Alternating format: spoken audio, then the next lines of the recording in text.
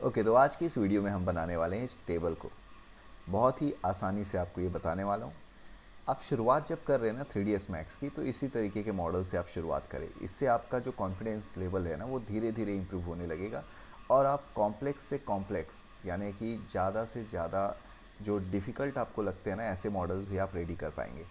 तो अभी इसको क्रिएट करने के लिए मैं आ जाता हूँ फ्रंट व्यू पोर्ट पे और उसके लिए मैंने F प्रेस किया। अब इसको क्रिएट करने के लिए मैं यूज़ करने वाला हूँ शेप का। इसका मैं एक 2D डायग्राम रेडी करता हूँ। तो मैंने क्या किया, एक इस तरीके से रेक्टेंगल बनाया। मॉडिफायर पे आके ये जो लेंथ है, ये लेंथ मैंने दे दिया यहाँ से 6 फीट का। ओके, और ये जो विड्थ है ये दे दिया तकरीबन 1.5 फीट का। ओके, तो ये अभी हमने एक रेक्टेंगल बनाया। इस रेक्टेंगल को ग्रिड के ऊपर में इस तरीके से सेट कर लेते हैं। अब क्या करते हैं, अब आप इसके अंदर में और भी रेक्टेंगल बनाना शुरू करें। तो ये मैंने एक रेक्टेंगल रेडी किया इस तरीके से, और शिफ्ट के साथ आप इस तरीके से मूव करें। ओके, ये हो गया डन। अभी इन सबको सेलेक्ट करते हैं, स्केल टूल का यूज़ करके थोड़ा सा स्केल किया। अभी मैं इसको प्रिसाइज बिल्कुल साइज़ में लेकर के नहीं बना रहा हूँ, केवल इसको देख रहा हूँ और देख करके यहाँ पे क्रिएट कर रहा हूँ। अब कन्वर्ट टू एडिटेबल स्प्लाइन और अटैच कर लेते हैं इन बाकी शेप को। मॉडिफायर लिस्ट पे आते हैं और इसको एक्सट्रूड कर लेते हैं। Okay, done. अभी Z प्रेस किया ताकि ये व्यू पोर्ट के सेंटर पे आ जाए, और इसका जो अमाउंट है, ये अमाउंट मैंने दे दिया 1.5 फीट, और इस तरीके से हमारा मॉडल रेडी हुआ। पेन एक रेक्टेंगल लेते हैं और इस बार मैं यूज़ करने वाला हूँ स्नैप टूल का, और राइट क्लिक करके मैंने ले लिया वर्टेक्स और इस तरीके से एक रेक्टेंगल रेडी किया। मॉडिफायर पे आते हैं और इस पर एक्सट्रूड दे दिया। इस पे एक्सट्रूड दे रहा हूँ मैं अभी फ़िलहाल 1 इंच का। ओके, टॉप पे आते हैं। अभी ये फ्रंट पे है तो इसको सेलेक्ट करके मूव कर देते हैं पीछे की तरफ। अगेन इसमें मैंने स्नैप ऑन करके रखा हुआ है, तो इस तरीके से ये स्नैप हो जाएगा और ये हमारा मॉडल ऐसा दिखाई दे रहा है। सेलेक्ट करते हैं और इसका कलर अभी मैंने ले लिया ग्रे। स्नैप ऑफ, ये शेप हमने यहाँ तक बना लिया। अब क्या करते हैं, अब लाइन लेते हैं और यहाँ से मैंने एक शेप रेडी किया कुछ यहाँ तक, और इसी तरीके से इस पॉइंट तक, और इसको स्नैप ऑन करते हैं और इस पॉइंट को यहाँ पे मूव कर दिया। Convert to editable spline, spline पे आते हैं, सेलेक्ट किया और इसमें एक आउटलाइन का ऑप्शन है जो मैं यूज़ करने वाला हूँ। तो यहाँ से ले लिया आउटलाइन, तो मैं इसको दे देता हूँ 1 इंच का प्लस में अमाउंट। ओके, अगर आपको ये कम लगे तो आप इसको इंक्रीज़ कर सकते हो, जैसे मैंने दे दिया 2 इंच। फिर अगेन इस पर भी मुझे एक्सट्रूड करना है, तो इसका जो एक्सट्रूड वैल्यू है ना, कॉपी किया मैंने और इस पर आके पेस्ट कर दिया। ओके, ये कुछ इस तरीके से मॉडल हो गया। अब क्या करते हैं, अब बनाते हैं रेक्टेंगल अगेन, और यहाँ पे मैंने एक रेक्टेंगल बनाया इस तरीके से। एंड शिफ्ट के साथ इसको ड्रैग किया और इसके बगल में ला के रख दिया इस तरीके से यहाँ पे। अभी इसकी साइज़ को थोड़ा इंक्रीज़ कर लेते हैं। दोनों को सिलेक्ट किया हमने, स्केल टूल, साइज़ बढ़ाया और इस तरीके से ला के इसको सेट कर दिया। थोड़ा सा वाई एक्सिस पे भी स्केलिंग दे दिया। अभी मॉडिफायर लिस्ट पे आते हैं और इसको सिंपल एक्सट्रूड कर देते हैं। अगर आप चाहते हैं इसके बीच का गैप कम हो जाए तो आप एक्स एक्सिस पे थोड़ा सा मूव कर दें। Okay, done.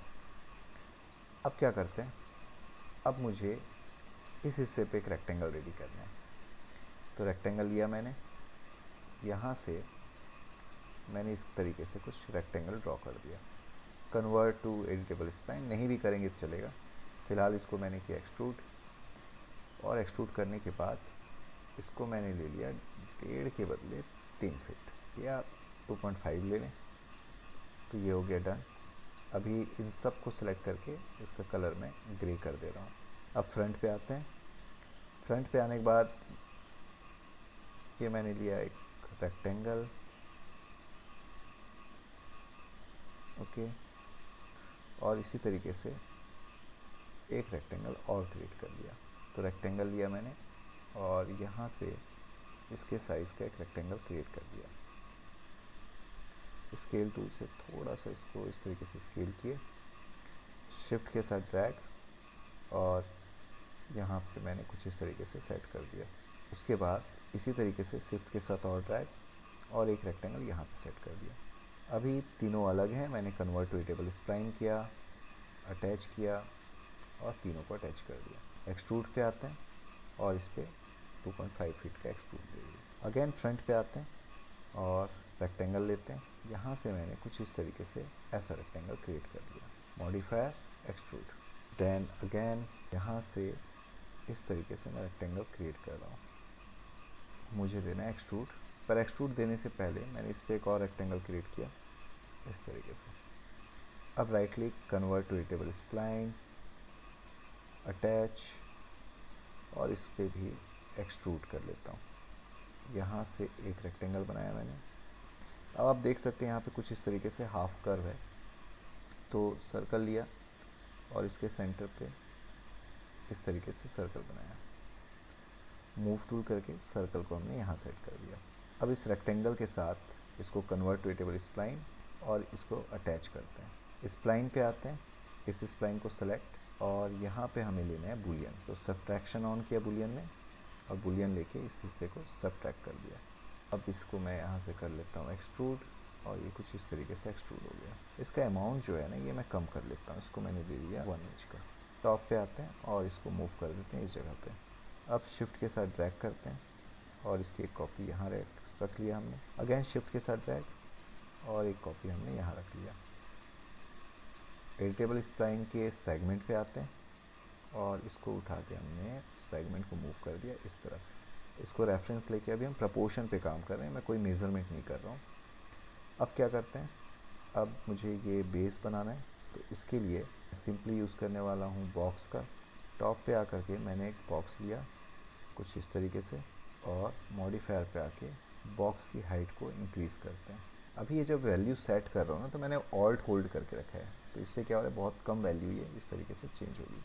और मूव करके इसको मैंने रख दिया इस जगह पे। टॉप पे आते हैं, ये बेस ऐसा बनाया और शिफ्ट के साथ कॉपी करते हैं इसका और एक बेस को यहाँ सेट कर लेते हैं। ये जो रेक्टेंगल है स्प्लाइन पे आते हैं, इस रेक्टेंगल की साइज़ को इसके प्रपोर्शन पे रखते हैं और इसको कर देता हूँ मैं डिटैच। अभी के लिए यहाँ से मैंने डिटैच कर दिया। ओके, टॉप पे आए और उठा के हमने इस जगह रखा।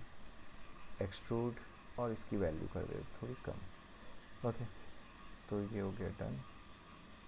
अब इसको इन तीनों को सिलेक्ट किया मैंने और यहाँ पे ऐसा सेट कर दिया। एज पे आते हैं और कनेक्ट करते हैं इस तरीके से, यहाँ पे सेट कर दिया हमने। वर्टेक्स पे आते हैं, कुछ इस तरीके से मूव किया और रोटेट टूल लेके हल्का सा ऐसा रोटेट कर दिया। अब जैसा टॉप पे ये शेप बना हुआ है, जस्ट अदर शेप भी बिल्कुल उसका कॉपी चाहिए पर मिरर में, तो सेलेक्ट किया हमने और वाई एक्सिस पे मिरर कर देते हैं और कॉपी ले लेते हैं। इसको मूव करते हैं और यहाँ पे सेट करते हैं।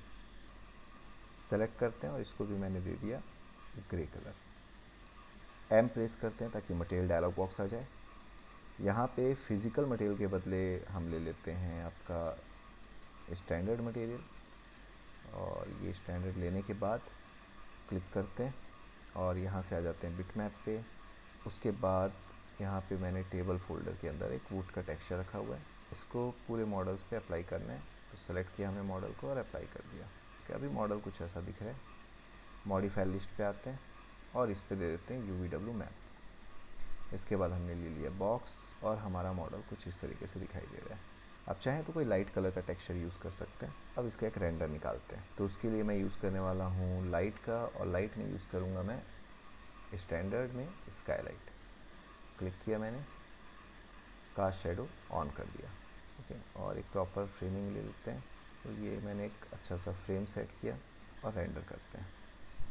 फ़िलहाल हमारा ये 3D मॉडल रेंडर हो रहा है, इस तरीके से रेंडर हो गया। अभी अगर आपको लगे कि बहुत ही शार्प मॉडल हुआ है, इसके एजेस बहुत शार्प हैं, तो आप यहाँ से पॉलीगन को सिलेक्ट करें और इस पर शैम्फर मॉडिफायर दे दें। यहाँ से भी मैंने ट्राई ले लिया और बहुत ही हल्का सा शैम्फर दिया। इसे कॉपी करते हैं इसकी मॉडिफायर को और इस वाले पे आके पेस्ट कर लेते हैं। इसी तरीके से बाकी जो मॉडल्स हैं इनको भी सिलेक्ट करते आते हैं और उन पर भी हम पेस्ट कर लेते हैं। ओके, अभी हमारा मॉडल कुछ ऐसा दिख रहा है। अब रेंडर करते हैं इसको। ये थोड़ा सा शैम्फर्ड फेस के साथ है ना, एजेस जो हैं वो थोड़े शैम्फर हो चुके हैं और हमारा टेबल मॉडल कुछ इस तरीके से आपको दिखाई देगा। तो एक बार आप ट्राई करें, इस मॉडल को क्रिएट करें और कमेंट में बताएं कि ये बेसिक टूल का यूज़ करके हमने ये जो मॉडल बनाया ये आपको कैसा लगा।